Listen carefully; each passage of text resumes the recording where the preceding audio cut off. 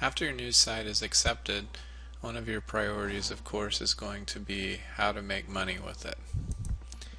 And you have a number of options as to how to monetize your news site because you get traffic. And traffic is kind of the holy grail of all websites, getting visitors to come to your site so that you can sell them something or show them something or get them to take action. One of the most important sources of income for most news sites is AdSense or ad displays in general, but Google AdSense is a very, very easy way to make money. Application for a Google AdSense account is quite simple. There are some verification steps, but you just go to Google AdSense and follow their instructions, and pretty soon you'll have an account set up and be able to create ads and place them on your site. We will show you further in this lesson some ad placement strategies, but Google AdSense is kind of the bread and butter for most money making by small news publishers. Many people also use something called Infolinks or Kontera, and these are text link ads where you've probably seen on some websites certain words are underlined within article content, and if you hover over those underlined words and highlighted words, a little ad appears, it pops up, and then if you click on that ad, the owner of that website gets paid by Infolinks a certain number of cents per click. Now, in my experience over several years of using both AdSense and Infolinks together on the same page, I've reached a couple of conclusions. One is that I typically earn from Infolinks about 7% of the amount that I earn from AdSense. So if I make $1,000 in AdSense, I might make $70 from Infolinks, about 7%. Now sometimes it's been as much as 11% and it's been as low as 5%, but my average over a long period of time over different kinds of websites is roughly about 7%. I've also used Kontera, which is another big player in that same market space, and you probably get very similar returns with Kontera, although you might experiment with both of them just to see what the money looks like in your particular situation. You can also use affiliate links as a monetization technique for these sites, and you can do that in different ways. You could create ads that point to affiliate sites or to sales pages for affiliate products, whether it's an intermediate page or directly to the affiliate site. Or you can have links within articles that also in some way make their way to an affiliate sales page where you get paid. You want to be cautious with this because Google in general is not big on affiliate sites and affiliate marketing. If you have a site that is selling an affiliate product and it's a very good intermediate site where you're describing, perhaps you're comparing and contrasting multiple products, you're reviewing products, and as part of your reviews you provide a link where the customers can actually go and purchase the item that you're reviewing and providing good content, then in Google's eyes that's a little bit better than if you just have a link that goes directly to the product page of a particular product. So if you do link to affiliate products from news articles directly, then you need to be very careful.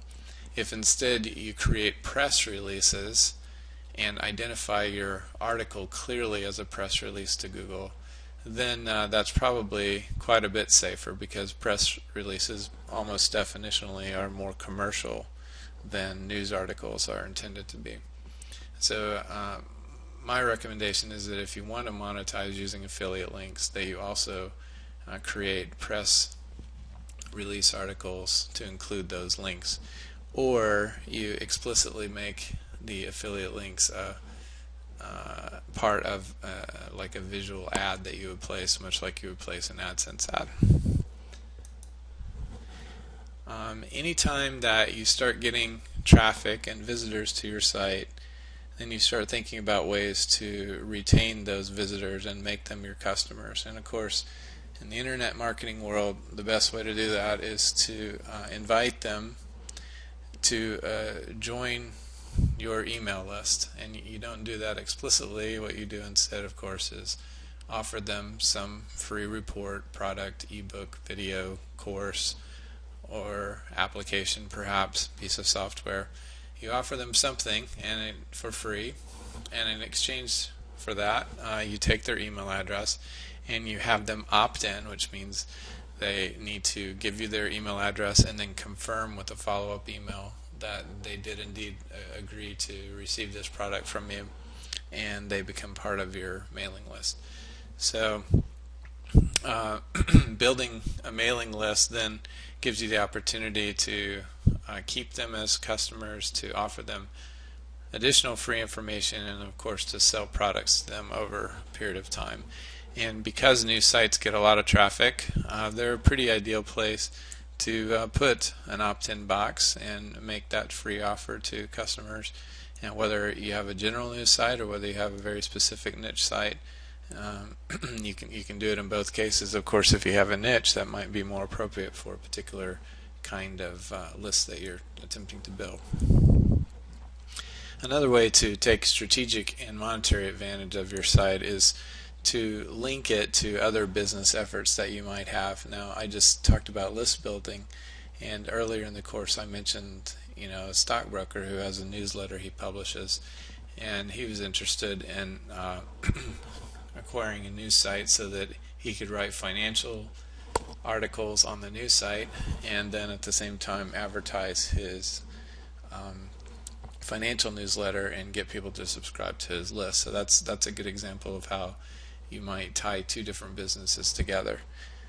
Now, when we applied to Google News, we told them explicitly that our news site was not primarily for the purpose of promoting one of our own products. So you have to be careful when you do things like this that you are not in violation of that policy by Google. Many news sites offer to publish press releases, and they do so for a fee generally, maybe as much as $100. Typically for $10, $20, $50 they will publish a press release and perhaps even write it for their customers and those things. So selling press releases is one of the things that you can do with a Google News site. And because Google News has a reputation of publishing your article very immediately in Google search results, people often will sign up to buy press releases from you. Often as a Google News site owner, you'll get requests from guest posters who want to write an article, and they'll do it for free. But of course, their incentive is that each article that they publish for you will include a link back to one of their clients or one of their own web properties that they're trying to either get link juice for. In other words, they want to grow their SEO reputation by virtue of having backlinks, or simply they're actually looking to channel customer traffic to their site via the link that they put in an article that they publish on your site. So you want to be a little bit careful about this as well. If you do accept an arrangement like that, you want to make sure that the publishers only put a single link, that they make the link anchor text very, very natural looking, that make sure that it really complements the article that they're writing and adds value to the article that they're writing so that it's appropriate to be part of a news site. Because what you'll find is most people who offer to do this do not speak good English, do not write good articles, and tend to have spammy kinds of links. And of course, this is the kind of thing that potentially could get you delisted from Google News if your site doesn't look professional and engages in this kind of activity. Some news sites ban this altogether. In my case, most of my sites I have not done this, and Recently, however, I have been doing it. I've had a guy posting for the last 2 or 3 months. He posts one article a day. It's free content from my perspective, and I make AdSense revenue because of his content, just like I do from other articles. And then he gets the benefit of getting links back to his sites. I wanted to talk to you a bit about ad placement, and this is after your site's approved. And you can feel pretty flexible about placing ads wherever you want. This particular graphic is straight from the Google AdSense support site itself. So this is a Google heat map, and essentially what it's saying is that in their analysis, the darker colored areas, this dark orange in the middle, is the hottest place for clicks on ads. So you can see it's located right above primary content, and then the next best is this little bit lighter color orange, right under the navigation bar, to the left, and then right under the article content. So those areas are like the second best placement. Of course, it all is based on your content, the shape of it, and the location of it, and those kind of things, and whether you have pictures and where the pictures are located and so on. So this is kind of a generic graphic that they've put together, but it's very instructional. You see a lot of websites that have an ad right across the top above their navigation bar, and according to Google, and also consistent with my own experience, this is a terrible place to put an ad. It gets very, very few clicks for some reason. And I think that's because when people open up an article, they first see the title of it, which is located down here below the navigation bar, so their eyes automatically ignore everything up here. They view that as just a header area with logos and graphics and so on. So their eyes are drawn to the title, and then next they want to read the content that they came to read. And so I think that's why this dark area is the best performing ad area, because they look at the title and they skip to the content, and in so doing they're actually having to glance right past that ad. And of course, if the ad is very appropriate to the content, it may be actually more interesting to them than the content itself, and they may end up clicking on it. This graphic shows a very popular configuration of ads for many years, until this year, that is. Early in the year, Matt Cutts, the Google senior engineer who is the spokesperson for the Google search results team and what they do to hopefully increase the quality of their search results, he said very explicitly that Google was going to begin looking at sites very carefully who placed a lot of ads above the fold. That means that when you initially open up a website and the top of the page is filled with ads, and the actual content of the page is pushed down to where you almost have to scroll down to read any content. He said that they would evaluate those sites low on quality, and they would actually rank them lower. And so the idea was that customers are king, content is king, and placing the content towards the top of the page where customers can actually view it more easily was important to Google. After he said that, a lot of website owners began to go away from this kind of configuration where there was just almost nothing but ad near the top of the screen above the fold. However, he didn't make this claim explicitly about news sites, but many news site owners took the same thing to heart. And although there's kind of different rules that govern how a news article is displayed in search results, some people, including me, kind of backed away from this formation. Now, I kept it for a long time after Google made that change, and actually did pretty good with it. However, that announcement was made in January or February of 2012, and then in August or September of 2012, Google said that they tweaked that algorithm yet again, and at that time, I did detect some problems with some of my sites that had too much ad space above the content, and so I personally have moved away from this kind of a structure.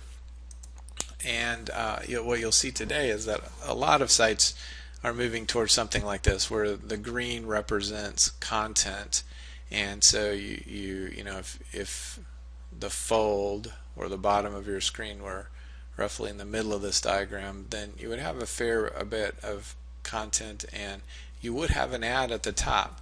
Ads at the top almost always perform really well. I mean, you have to experiment, move your ads around, and test them. But in almost every situation, ads at the top do better than ads in other places, like ads in at the sides, or sometimes ads in the bottom. Also, Google themselves even recommends nowadays that you insert ads into your content. Like this ad is inserted to the left of the content. I often float them over to the right, where the content kind of wraps around them, because people's eyes are moving from left to right as they read, and then continue into the ad if there's text in the ad or a photo in the ad. So for me, Google recommends left-hand placement a lot. My experience has shown better yields actually with the right-hand placement ads, but still ads within the content. If you have a line here and you have a column on your website, which most of them do in WordPress themes, and then you stick the ad out here, you'll find that the ad placed right here won't get nearly as good of traffic as if that same ad is pushed into the content over here, and the content has to wrap around that ad. Now sometimes ads below the content actually do quite well, and particularly if you're writing articles that people like to read, and they read the article and then they're thinking, what do I do next? This is a bit of an old style, old-fashioned site, but it does have AdSense ads, and I was going to show it to you quickly as an example of what some people are doing with AdSense. In this case, the title of their article is "This Glee Cast to Release Third Christmas Album on December 11th." They have some ads by Google across the top here. These are link ads. They have more link ads over on the left. And then they have a big ad right above their main content. They have a lot of content, so they have a lot of their content above the fold of the page. They have a picture, and then one of their big ads is right here in the middle of their content. And in this case, they have another ad over they have another ad down here. These three items are Google ad choices as well. And most assuredly, this ad above their content, this ad within their content probably performs better than these ads down to the right of their content. Another example is Pop Herald. They have their logo at the very top, and they use this area to the right to kind of entice you to click on to like their page in Facebook. Then they have great big title and then they too have kind of a banner ad going right across the top between the title and the content. Even if it's not the great big boxes of days old, they're still embedding ads between title and content, and that's a pretty winning formula. Then as you scroll down on the page, which you have to do a lot on this page, they don't have a whole lot of content, honestly, above the fold. As you scroll down, you see they have a big tower ad embedded right in the left of their content. And then you keep going, they have an image, another image, and then they have their third and final big Google ad below their content. So they're hoping that people would have read all the way to the end and then seen something that was interesting to them, either an additional related article or an ad, and clicked on that.